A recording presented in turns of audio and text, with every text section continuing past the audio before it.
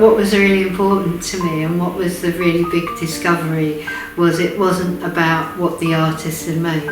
It was about what I took to the art and how I responded to the art, because I brought my culture to the art, not the art bringing its culture to me.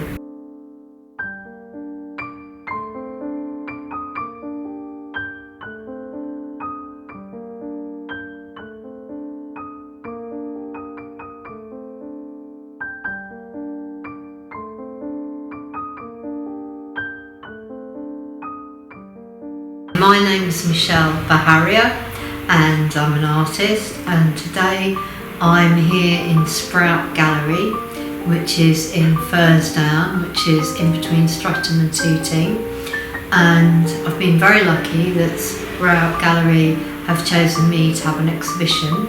And a lot of people might not think celebration of life during lockdown. I think it's really important. It is a celebration because we've come through something quite unique and quite different to what we're used to.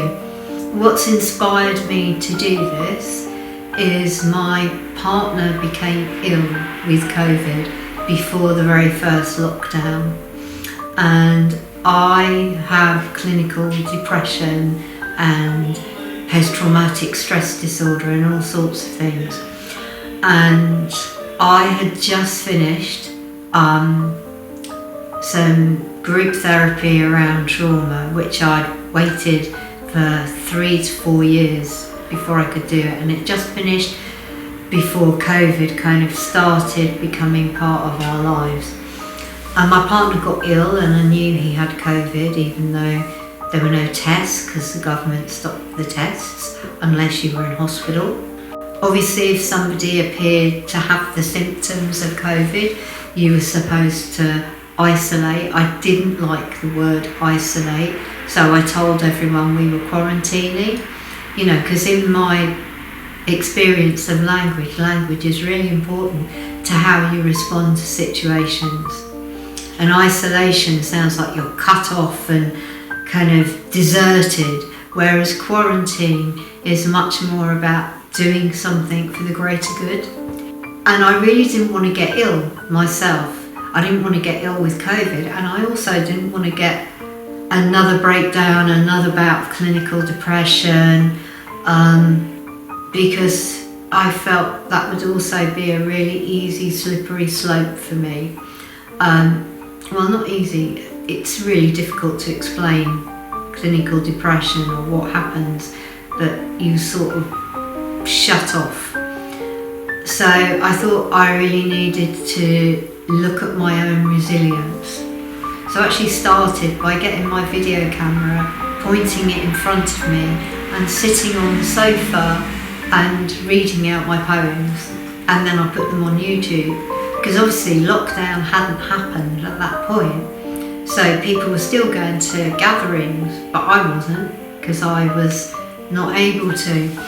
And then friends would come to the front door and deliver bags of food, and then when I opened the front door, they'd jump backwards to the end of the corridor where I live, and I felt like a plague victim from the Great Plague of London, like I had a black cross on my front door, and that I should get a bell, ring the bell and go, plague, plague, keep clear, sort of thing. And then I thought, well, actually, what did other creatives or philosophers do who lived through times of plagues? I thought it'd be really good to document and kind of hold together all the emotions and things that go through that.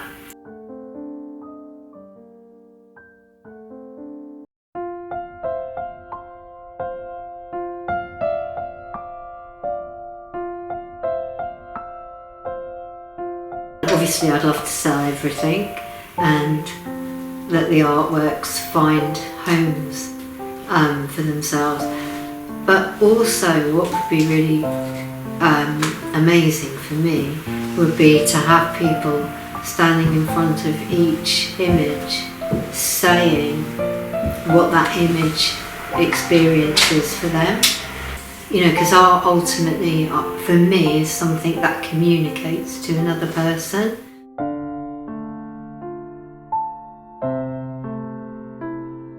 I was drawn to this painting today by Michelle's because in my mind I was making a comparison to a similar painting, unbeknownst to her, that I'd seen at the De Lacy Gallery in Manchester over the weekend.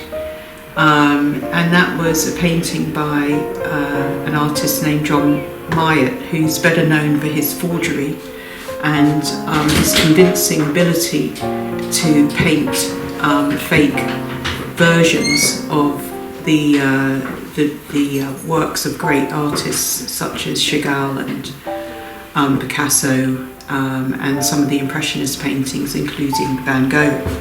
And this is the one by John Myatt, which was a convincing portrayal of one of Picasso's paintings, which he named The Girl with the Red Hair. But Michelle's Girl with the Red Hair I find a lot more evocative personally, and it's very hard to describe exactly what provokes that response in me as someone who enjoys the arts, why I respond to one painting and not another. So that's why I'm giving it a home. This is probably one of my favourite pieces. I was kind of feeling really excited about it, like the colours and everything.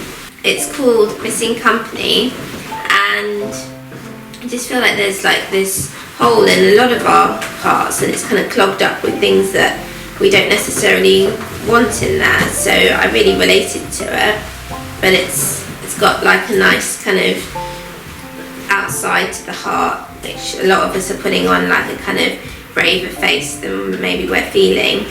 But there's loads of really exciting paintings in the show. I really love all the faces and the eyes and the hearts especially. It's really important for me because I saw this piece by Joseph Beuys when I was quite young, and it was Joseph Beuys communicating to a coyote, where he was in a cage for 4 days with a coyote, wrapped up in a blanket with a walking stick.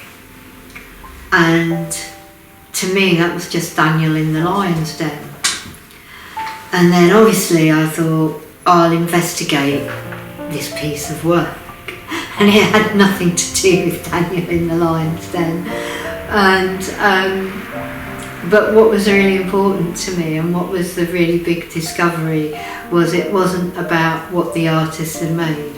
It was about what I took to the art and how I responded to the art, because I brought my culture to the art, not the art bringing its culture to me. And I think quite often we hear that, don't we? We hear the fact that the culture of art puts a rubber stamp on everyone and this is what it is. But actually, people bring their own carrier bags to a work of art and their own feelings into it. And that's where you have the meeting of something and some sort of chemical reaction. To me, that's how art should be.